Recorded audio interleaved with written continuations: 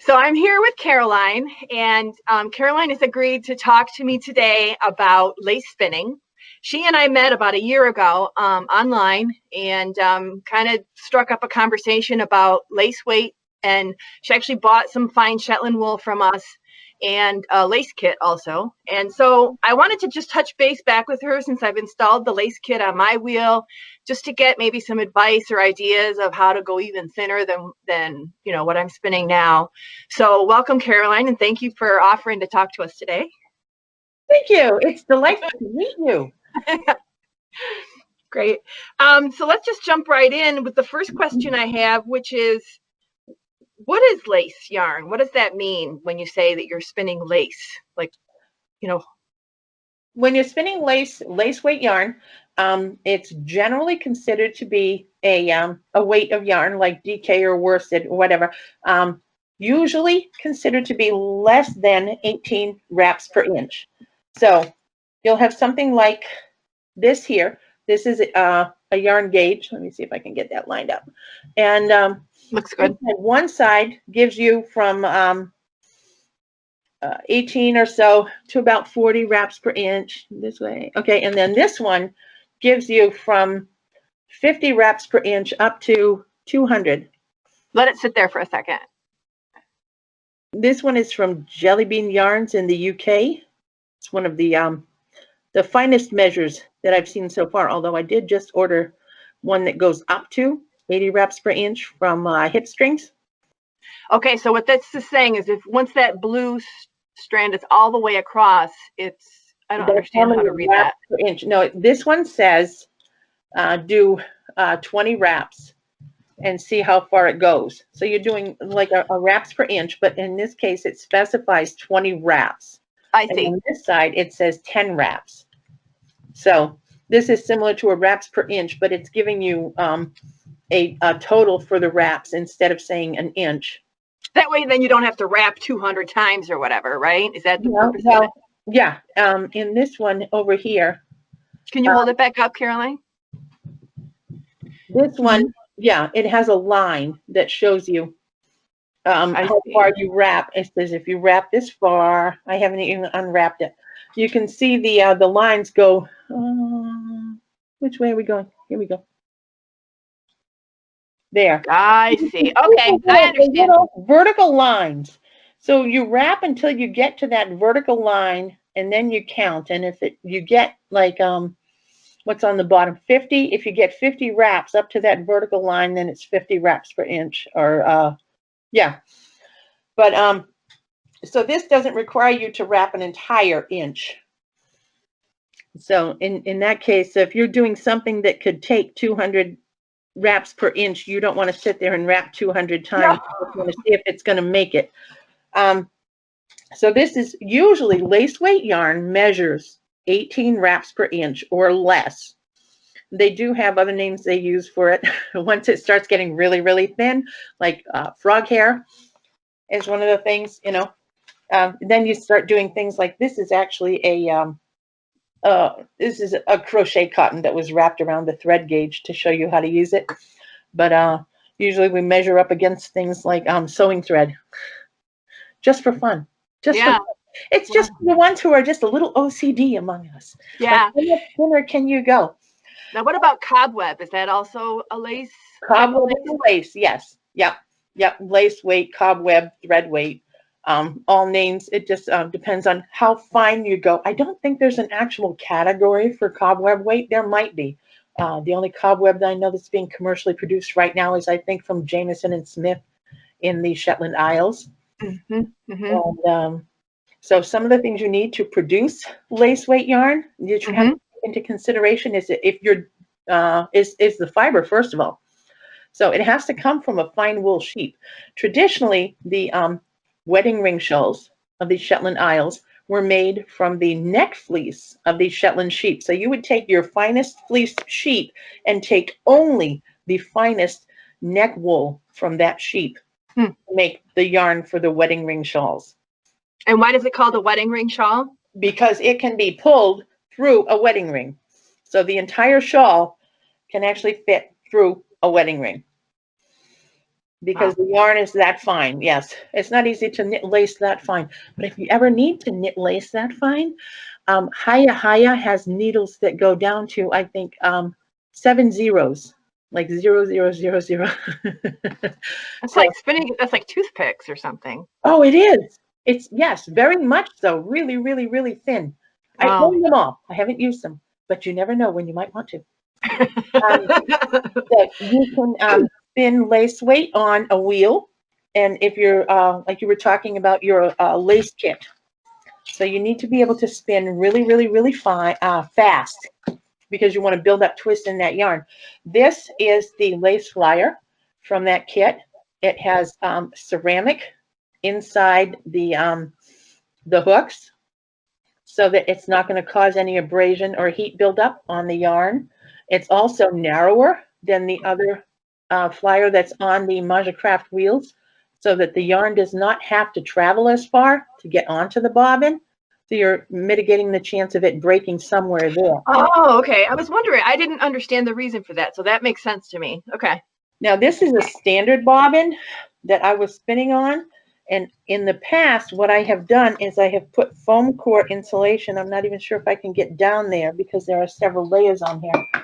Foam core insulation onto the main part of the bobbin to make it fatter, because that changes the amount of draw in, the amount of tension you need to wind onto the bobbin. So You want less tension? you want much less tension, because when you're spinning a really, really, really fine yarn, it doesn't take much to break it. So the least amount of tension you can use to create the draw in you need is what you Okay. want. That's So what that, back core bobbin gives us. okay, because I was thinking about that while I was spinning, and I was thinking about when I'm using a standard core, how much you have to tighten it as you get more wool on the bobbin, right?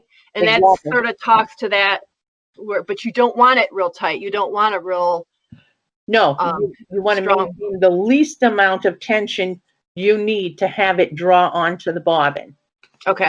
without creating the little pigtails, because it was held back too long, right? So you see the Hmm. little pigtails. So there's one of the little pigtails. And this Yeah, stuff, I've got a lot of that in mine. yeah. So you need enough so that it's being drawn on smoothly without leaving any of those pigtails. But at the same time, you don't want it so hard that it's going to break the yarn. Right. Okay. All right. So that's the core or the bobbin and the Yeah, flyer. that's for bobbin, but we can also spin really, really fine lace weight on spindles. So there are some spindles that happen to be like absolute featherweight, and this is one of them. This is from an Etsy shop, Bully Woolens or something. I forget. This is a trindle. If you can, I don't know. Can we see that trindle? It's got those three. Yeah. This is another Bully Woolens, and this is, I mean, they weigh somewhere in the grams. They measure these in grams because they're so lightweight. But that means that you're not putting a lot of pressure on the yarn as you're making it. And this one, can we even get it? This one is Yeah. really, really, really thin. Oh my word. Yes. And it's on that. So I love these spindles because they weigh nothing. They're seriously absolute featherweight. They And look like a model of the solar system or something, you know? these actually come with a bunch of different size rubber beads. And you Oh, can change out the rubber beads to give you the total spindle weight that you want. So it comes with an entire set of these rubber beads that fit. Now this one doesn't have any rubber beads on it. You can see these little spokes. So you can change those out to give it more weight or less weight. In this case, no extra weight here. so Caroline, let me ask you a question. This was not on my list, but I didn't even know what a trindle was. Do you calculate something before you start spinning to know how much weight, or do you just kind of try at different weights until you come to something that works well? Well, with the bullies, I would go with the lightest ones. That's what I did here. I didn't calculate anything. I just put the lightest ones on there. This one, I left it empty because I'm going to try that next. I Okay. haven't done any of that. This one, this Ooh. yeah. So there are some other ones out there. This one is 7.7 grams. I actually wrote that on the staff of the spindle here. Wow. But yeah, so this one is actually, that's a nice thin one too. Yeah, you want to look for something like in the single digit grams. Mm-hmm. And there are like really super fine lace weight spindles out there.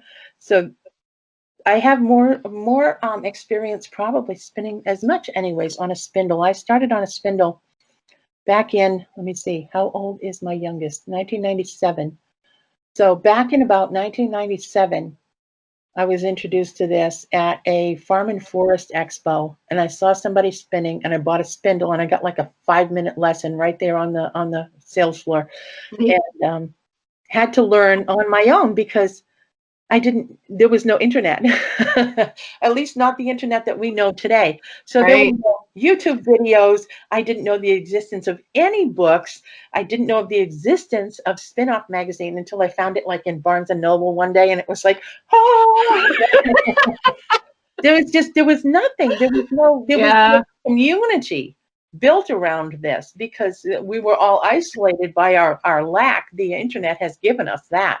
Has given us a community that we wouldn't have found otherwise. Can you imagine going through this last year without the internet? I mean, no, crazy. Crazy. All right, let's talk about spinning techniques, like actual draw methods and stuff like that. So what are the optimal techniques for getting a good lace weight? Is to get as few threads, as few fibers as possible in this drafting zone. Okay, so some people can actually see well enough to get like 4 or 5 or 6 threads in the drafting zone, and to keep it at that, to work on the consistency of getting that 4, 5, or 6. Theoretically, the fewest number you can have and still spin it and have it be called yarn is 3 fibers. I can't see 3 fibers on this. It's not possible for me, not without some magnification. Wasn't blessed with great vision. I can go like this and put it like right up to my face. And so it might be helpful to have like a contrasting background as you're spinning. Totally. Color. Yes, I have this. So I have a white towel, and okay, I have a white towel. But if you can put this over your lap, this gives you some place not only for the chaff to fall out if there is any, but it gives you some contrasting background for you to be able to see how many fibers or how thick the fiber is that you're spinning from. It's probably important to have a sense for how long each fiber is as well. Is that something that you think about or look at before you start spinning? It's not a consideration in picking a fleece for spinning fine because it's getting so thin. But yes, this is something that you have to do every time you start spinning at all. So this one, if I pull this out, this is actually fairly long. Okay, so this, you're going to have a long drafting triangle in there because otherwise you're just pulling on both ends of the fiber and it's not going to draft at all. This is something I used to tell people when I used to teach drop spindle spinning. So if you are trying to create a drafting triangle, you have to know how long it is so that you can draft it. Otherwise, you're pulling on 2 ends of a rope and it's not going to move. So here's another one. This is what do we have here? Yak and cultivated silk, luxury fiber top. So I have all of my measurements written on here so that I will know when I get done. There's always some waste. What's that 14? What does that number mean? What does it signify? 14.37 grams. That's the weight. Oh, okay. Okay, 5.506 ounces. 0.506. Okay. Well, let's see the fiber. Show. This one does not have a micron count on it, but I mean, it's yak. So that runs fairly fine. So this is the fiber. And if I pull it out, oh, look at that. if I pull it out, this is considerably shorter than the purple one. Mm-hmm. And it's not really short, Mm-hmm. but it is considerably shorter than the purple one. Mm-hmm. So yeah, you have to know that, because otherwise you're going to be drafting right past your drafting zone and it's going to drift apart, or you're going to be trying to pull on both ends, and it's not going to move at all. Okay, so one of the things I was doing that I think, based on what you said and just watching you as you were spinning, you know, I just taught myself long draw spinning. Ooh. And so I was doing that. What's that? That's a whole different beast. Yeah, but I was That's so I was controlling the drafting triangle from much farther away. so I was kind of using like a hybrid of that, and then kind of what I saw you doing, where your hands were a little bit closer together. So I think what I'm going to do is modify the way I'm doing it now and just consistently keep my hands closer together, because I think, you know, my fibers are on the shorter side, you know. On the shorter side, being Shetland, right? Yeah, so like the stuff I'm spinning right now is about 3 inches flicked out. Do you do micron counts on your sheep? Yes, absolutely. That's wonderful. So you take the finest micron count, and then you take the neck fleece from that sheep when it's sheared. Yeah. You'll lose a lot because that's the chaff zone. But we all know that even if you coat your sheep, that's the chaff zone. Yep. Yep. So this one is a Falklands wool dyed top. I have a thing for rainbows. Oh, pretty. So, Yeah. yes, I really have a thing for rainbows. I love rainbows. The more colors you can get in there. So this one, if we pull it, okay. So that's actually not terribly long either. So we can start drafting that.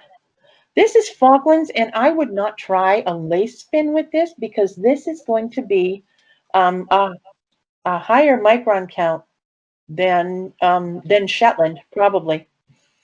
There are some breeds that are known for their fine micron counts. Mm-hmm. CVM, Merino, Charlie Fleece, Cormo is another really good one. Corriedale, any of those crosses in there, Rambouillet. And even then, you know, you're looking as a sheep breeder yourself, you know, you're looking at the variations within the breed that they go from this one to this one. They're not all going to be fine fleeces, but the finer the fleece, the finer the micron count, that's the finer the diameter of the yarn. So that's going to play hugely into how thin you can get your yarn. Mm-hmm. Because if you're starting with one that's that thick, then it's not going to give you a lace weight yarn to start with. Right. So you have things like Navajo Churro and what is it, Black Mountain, Yeah. that are coarse fleeces or coarser fleeces. The Black Welsh Mountain is probably the coarsest stuff I've ever touched. Yeah. Herdwick too is another one that's really coarse, and they have their uses. If you spin those up, they make fantastic carpet work. They wear like iron. You know, you put them on the floor, Mm-hmm. on them for decades, but it's Mm-hmm. not something that you'd want to be making a lace weight scarf out of. Right. So can you talk a little bit, I think I'm going to get this wrong again, but the longest yarn or whatever? Thread competition. The longest thread competition. Okay, there's a website for this. It's called the Bothwell Spin-In is the group that holds the longest thread competition. And if you look at, I'll send you this link afterwards, bothwellspinin.com.au. So it's in Australia. It's actually held in Tasmania. It's held every other year. Because of the shipping distance, the submission deadline for this year has passed, even though the spin-in is not held until March. If it's coming from the United States, they request you mail it, I believe, by the end of October the year before. So it would have been October of 2020 would have been the mailing deadline for that. There's actually a group on Ravelry that focuses specifically on the longest thread competition. And there's a lot of people who talk about ways to get that fine.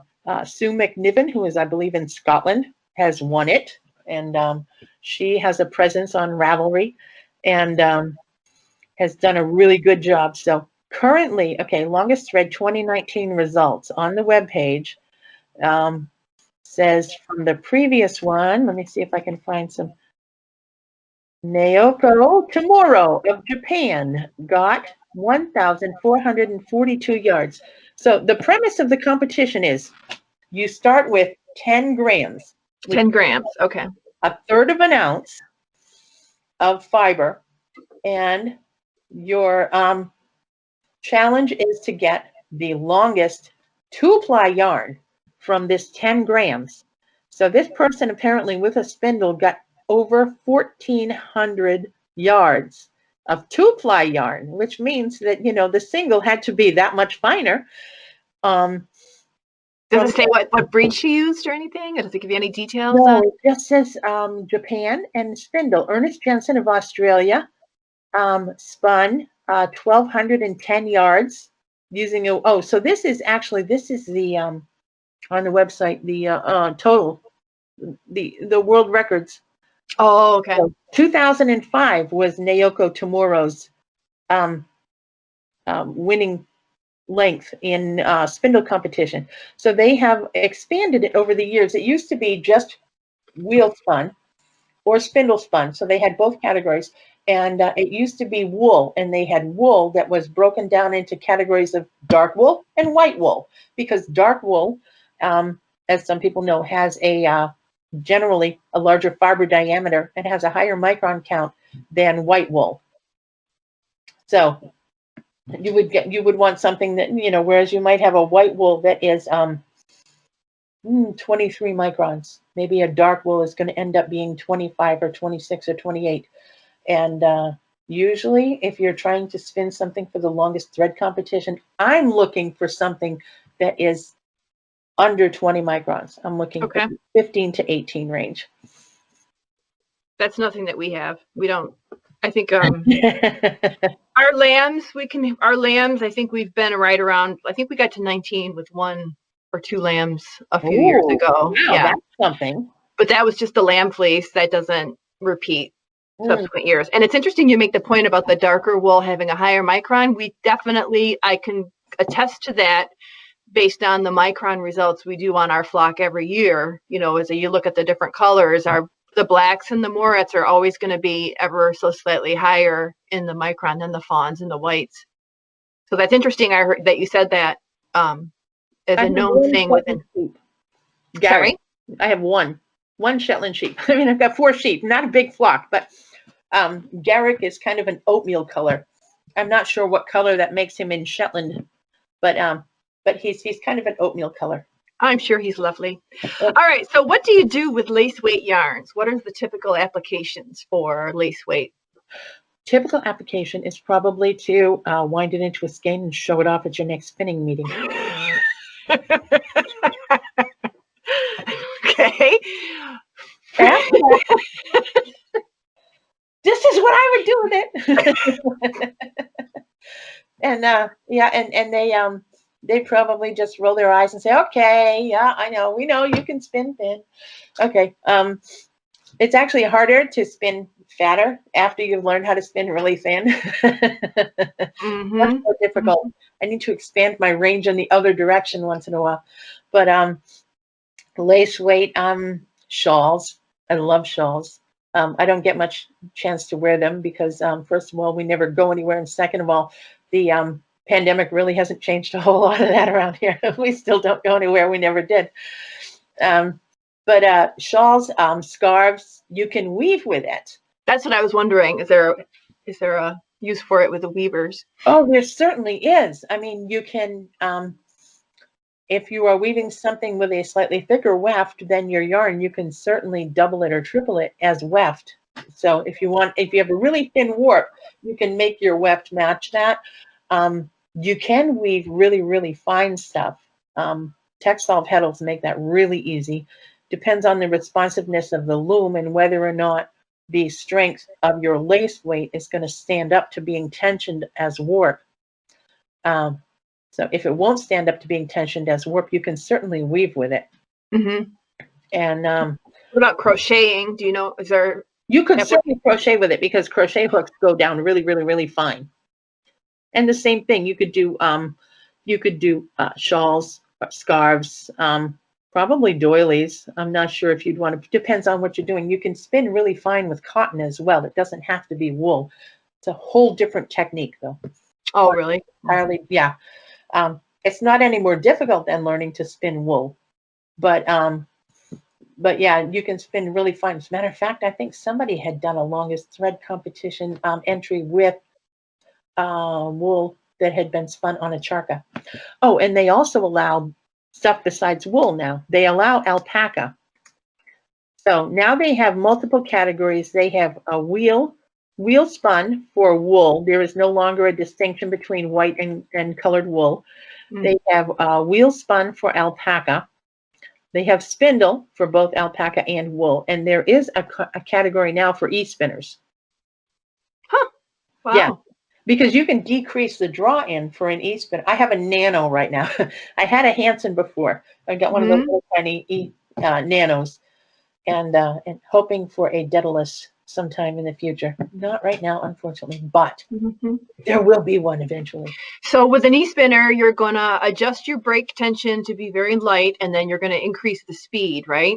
Yes. Yeah. And that can certainly save, like, miles and miles and miles of treadling. But I keep thinking maybe you could like put your Fitbit on your.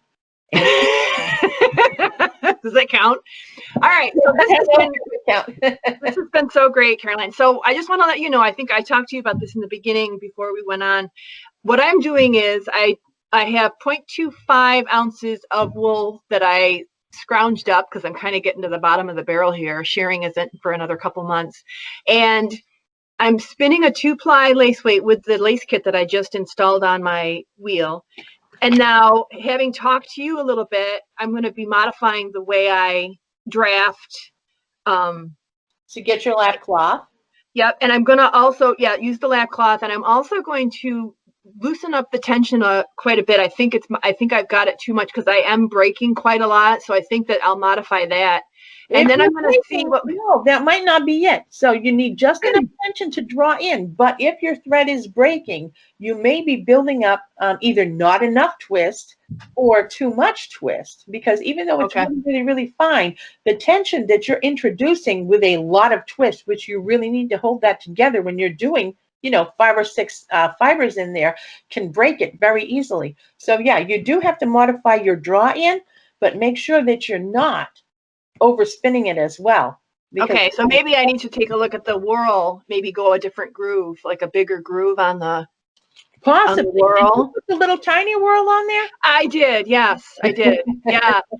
That was a struggle. If you saw the video, I hadn't taken off the whirl from my wheel since I got it 20 years ago. And so I was really fighting, but I finally did get it off at the end. And so I think I have it on the second smallest right now. So maybe I'll move it up to a larger.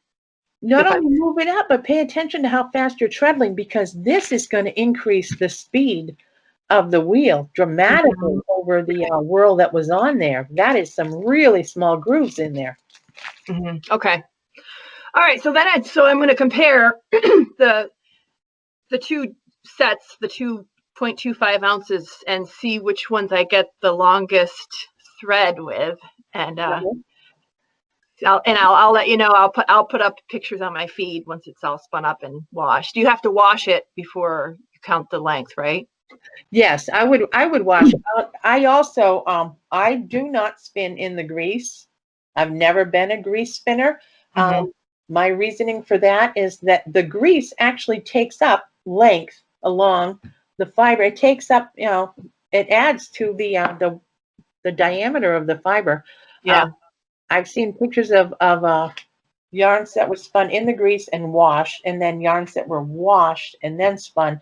And when the yarn in the grease is washed, it tends to collapse a little bit because the grease is being washed out. That makes sense. Yeah. And so I think that detracts from the structural integrity of it. Are there any rules as far as how you count the length in terms of like if you stretch it, or is it supposed to be, When they do it, there's a video somewhere of how they measure it, and it's going around a wheel. It's similar to a yardage counter when you're moving, where the yarn comes in, goes around the wheel, and goes out. And the wheel moving is what measures the diameter of the yarn. So as part of the longest thread contest, it can't break. So if you have 500 yards of yarn and it breaks 300 yards in, that's the end of your entry. Oh, okay. So, yes, it has to be, as a two-ply, strong enough to stand up to being measured. And they've actually invented finer measuring instruments as over the course of this. I think I became interested in the longest thread contest in about 2009. Still have not made an entry yet. Still working on getting what I consider fine enough to actually submit an entry. So, but there are historical records going back that shows you how things have changed. And I know somewhere out on the web there's a video of the measuring device they use. Interesting. Yes, it's very interesting. So cool. So it has to hold up to the measuring device. Usually when people actually submit an entry for the longest thread contest, they will wind it onto a ball, like a styrofoam ball, so that it's not wound on itself, right? You don't want that little butterfly in the middle. That takes a lot of tension. So they'll take a styrofoam ball, and if I were them, I would probably put a piece of fabric around it so that the little bits of styrofoam are not catching that fine, fine, fine yarn, and wind it around the ball. So the people who are measuring will put it in a basket next to the measuring device, and it'll come off the ball a lot more smoothly than it would come off of a skein or something like that. So interesting. Well, this has been great, Carolyn. Thank you so much. I really appreciate your time and just all your expertise and experience and stuff. It's been really fun. It has been wonderful, and I'll tell you, the Majacraft rose that you have there in the background is I've been spinning for a long time. Like I said, 1997, I think I started. This has been my favorite wheel ever. I mean, I've had everything. I've had everything from an Ashford traditional to a shocked matchless, and I ended up waiting. I sold my matchless to buy a rose. Really? I think it is among the, not that you can't. I know there are people who spin longest thread contest and really, really, really fine stuff on every wheel out there. This is just, it's my favorite. It's, to me, it's the most responsive. It's the easiest one to use. And the fact that you can have, I have a little gem as well. You can use the same bobbins on all of them. And plus they had the new colors that came out. So fun. So I just love those. Yeah. You be able to make things pretty, right? Yes, of course. It's the same thing as for my looms. I like the shocked bobbins, shuttles, and I ended up buying 3 of the purple stained ones for the shocked anniversary shuttles just because they're purple and that's like my thing. And they're just your rainbows, right? Rainbows. Like the rainbow Purple. I like the rainbows, and I like purple. If I can have it in purple, it's going to be in purple. But for everything else, if I can get it in rainbow, that is my choice. Awesome. All right. Well, thank you very much. I appreciate it. You're welcome. Good luck with the spinning. Thank you.